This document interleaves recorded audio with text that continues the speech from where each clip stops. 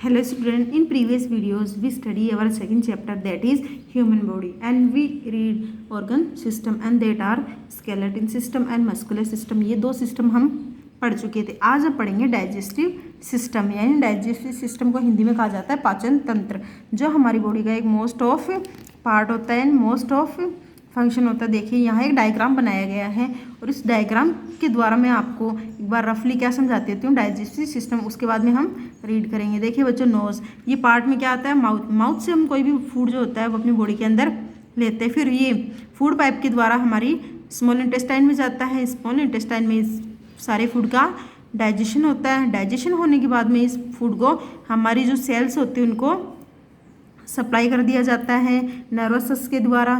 फिर उसके बाद में जो अनडाइजेस्टेड फूड है वो लार्ज इंटेस्टाइन में आता है और लार्ज इंटेस्टाइन से सारा एनस के द्वारा हमारी बॉडी से बाहर निकल जाता है. तो ये था हमारा डाइजेस्टिव सिस्टम. अब हम इसको अच्छे से रीड करेंगे. The breakdown of food into very small pieces is called digestion. भोजन का छोटे छोटे टुकड़ों में टूटना या तोड़े जाना क्या कहलाता है, डाइजेशन यानी पाचन. The digestive system consists of mouth, stomach, small intestine, large intestine and anus.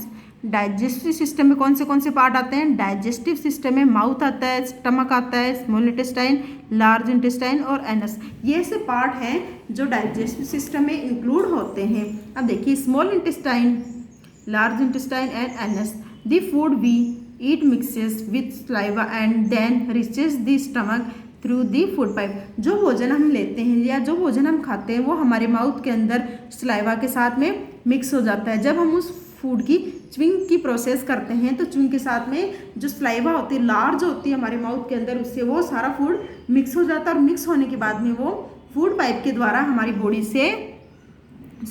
Body में पहुंच जाता है. In the stomach the food is mixed with some digestive juices. और ये जो भोजन जो हमारे माउथ में फूड पाइप से होता हुआ हमारे स्टमक के अंदर गया, स्टमक में जाने के बाद में ये फूड जूस यानी पाचक रस के साथ में अच्छे से मिक्स हो जाता है. This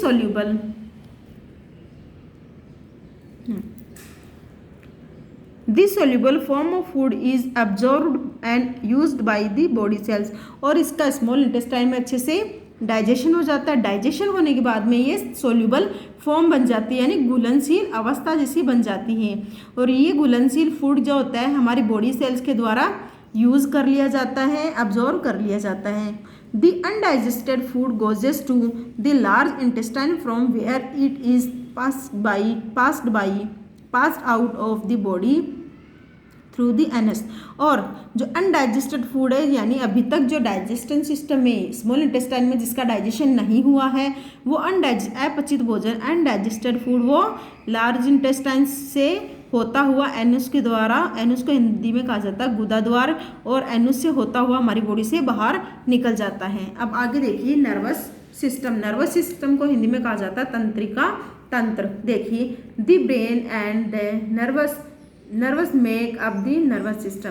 यानी ब्रेन और तंत्रिकाएं मिलकर क्या बनाती है, हमारा नर्वस सिस्टम, जिसे हम तंत्रिका तंत्र कहते हैं. The nervous in our body carry message from our sense organs to our brain which tells us what is happening around us. बच्चों, जो नर्वस होती है जिनको हम हिंदी में नसें कहते हैं, वो क्या करती हैं, वो हमारी बॉडी में जो भी मैसेज हमारे आसपास जो भी हो रहा होता है उस सब का मैसेज जो होता है हमारी ब्रेन के अंदर लेके जाती है. और ब्रेन को बताया जाता है या ब्रेन के द्वारा हमें बताया जाता है कि हमारे आसपास क्या हो रहा है. They are like electrical wires connecting the whole body to the brain. और ये नर्वस ऐसे लगता है जैसे कोई इलेक्ट्रिकल वायर हो जो कि पूरी बॉडी से अटैच है यानी जुड़े हुए हों. Our brain is like a super computer, it controls all the body system and their functioning. और हमारी बॉडी जो होती है वो हमारी ब्रेन जो होती है वो ऐसे लगता है जैसे कोई सुपर कंप्यूटर हो. ठीक सुपर कंप्यूटर के जैसे जितने भी फंक्शंस होते हैं वो वेल कंट्रोल्ड होते हैं हमारी बॉडी में. यानी हमारी बॉडी के जितने भी ऑर्गन्स हैं उनको कौन कंट्रोल करता है, हमारा नर्व सिस्टम. हमारी बॉडी के फंक्शंस को या हमारी बॉडी को नर्वस सिस्टम के द्वारा ब्रेन में कंट्रोल किया जाता है. तो बच्चों, ये था हमारा नर्वस सिस्टम. अब देखिए एक्सेक्रेटरी सिस्टम. एक्सेक्रेटरी सिस्टम को हिंदी में कहा जाता है उत्सर्जन तंत्र। देखिए उत्सर्जन का मीन होता है बच्चों शरीर से बाहर जो निकाला जाता है, बॉडी से बाहर जो किया जाता है उस सबको क्या कहा जाता है, एक्जेक्टरी या उत्सर्जन। देखिए the excretory system removes waste material from the body. Excretory system से क्या होता है, हमारी बॉडी का जितना भी वेस्ट मटेरियल है, यानी कि डाइजेशन के बाद में जो अनडाइजेस्टेड फूड होता है, जो कि स्मॉल इंटेस्टाइन से डाइजेस्ट होने के बाद में लार्ज इंटेस्टाइन में जाता है, और वो सारा वेस्ट फूड जो होता है या वेस्ट मटेरियल जो होता है वो एक्जेक्टरी सिस्टम के द्वारा बॉडी से बाहर कर दिया जाता है। It consist of kidney, lungs and skin. और इसमें क्या क्या आता है, किडनी आती है, लंग्स आता है और स्किन आता है। यानी किडनी, लंग्स, इनके द्वारा आप जो भी वेस्ट मटेरियल हमारी बॉडी में रहता है वो सारा बॉडी के बाहर निकाल दिया जाता है। और स्किन से क्या होता है, स्किन से हमारी बॉडी से टॉक्सिन्स बाहर निकाले जाते हैं। यानी जो waste material as a water होता है उन्हें टॉक्सिन्स कहा जाता है। ये सब हमारी बॉडी से बाहर स्किन के द्वारा निकाला जाता है, और स्किन भी एक्जेक्टरी सिस्टम में इंक्लूड होती है। The 2 kidneys throw out waste in the form of urine. और जो हमारी 2 किडनियाँ होती है वो क्या करती है, जो वेस्ट होता है एज ए यूरिन की फॉर्म में हमारी बॉडी से बाहर फेंक देती है, निकाल देती है। Lungs and skin throw out wastage as carbon dioxide and sweat. और लंग्स और स्किन क्या करती है, कार्बन डाइऑक्साइड की फॉर्म के रूप में और पसीने के रूप में हमारा जो वेस्ट मटेरियल होता है वो लंग्स और स्किन के द्वारा बाहर निकाला जाता है। अब यहाँ देखिए बच्चों एक डायग्राम बनाया गया है एक्जेक्टरी सिस्टम का। ये किडनियाँ है, किडनियों की साइज़ क्या होती है, किडनी की साइज़ ऐसे लगता है जैसे कोई बलून फुला हुआ है। यहाँ से जितना भी वेस्ट मटेरियल होता है वो इन किडनीज़ में कलेक्ट होता है, और किडनीज़ में ये हमारी बॉडी से यूरिनरी ब्लैडर के द्वारा बाहर निकाल दिया जाता है। देखिए रिप्रोडक्टिव सिस्टम, रिप्रोडक्टिव का सिस्टम का मेन होता है उत्पादन तंत्र, यानी कि रिप्रोडक्शन का मीन होता है उत्पादक या एक से अधिक उत्पन्न करना।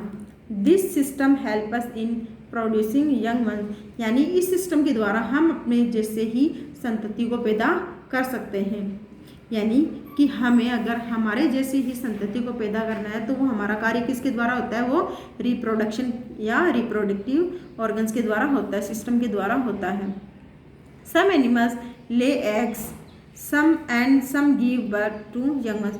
कुछ एनिमल्स ऐसे होते हैं जो क्या करते हैं, अंडे देते हैं, और कुछ ऐसे होते हैं जो अपने जैसे ही बच्चों को पैदा करते हैं। जैसे कि एनिमल्स जैसे हैंस है, यहाँ देखिए यह अंडों को दिया गया है, यानी अंडे पैदा किए गए हैं, और इनमें अंडों के द्वारा ये सब क्या करते हैं, रिप्रोडक्शन सिस्टम को कंटिन्यू करते हैं। अब यहाँ देखिए काऊ क्या करती है, अपने जैसे बच्चे को पैदा करती है, जन्म देती है। तो ये सब क्या था, रिप्रोडक्टिव सिस्टम। तो बच्चों आज हमने पढ़ा डाइजेस्टिव सिस्टम, जिसमें हमने पढ़ा था कि फूड जो होता है उसका डाइजेशन हमारी बॉडी में कैसे होता है और कैसे अनडाइजेस्टेड फूड हमारी बॉडी से बाहर निकाला जाता है। फिर हमने पढ़ा नर्वस सिस्टम। नर्वस सिस्टम क्या होता है, नर्वस सिस्टम को हिंदी में हमें तंत्र का तंत्र कहा जाता है, और इसमें ब्रेन जो होता है वो पूरी बॉडी को कंट्रोल करता है। फिर हमने पढ़ा एक्जेक्टरी सिस्टम। एक्जेक्टरी सिस्टम में क्या होता है, एक्जेक्टरी सिस्टम में जितना भी अनडाइजेस्टेड फूड है जिसे हम वेस्ट मटेरियल कहते हैं वो हमारी बॉडी से बाहर निकाला जाता है। और बाहर किससे निकलता है, किडनीज, लंग्स एंड स्किन के द्वारा ये वेस्ट मटेरियल को हमारी बॉडी से आउट कर देते हैं। फिर हमने पढ़ा रिप्रोडक्टिव सिस्टम। इसमें हमने पढ़ा कि अपने जैसे बच्चे को पैदा करने को क्या कहा जाता है, रिप्रोडक्टिव सिस्टम कहा जाता है। तो बच्चों आज हमने ये सब पढ़ा है, कल हम करेंगे इसके क्वेश्चन आंसर। आज आपको एज ए होमवर्क, यानी होमवर्क में आपको digestive system, nervous system, excretory system और रिप्रोडक्टिव सिस्टम, ये 4 सिस्टम आपको अच्छे से रीड करने और अंडरस्टैंड करने हैं। आई होप आपको ये अच्छे से समझ में आ गया। कल के वीडियोज़ में हम करेंगे आगे का work. So have a nice day.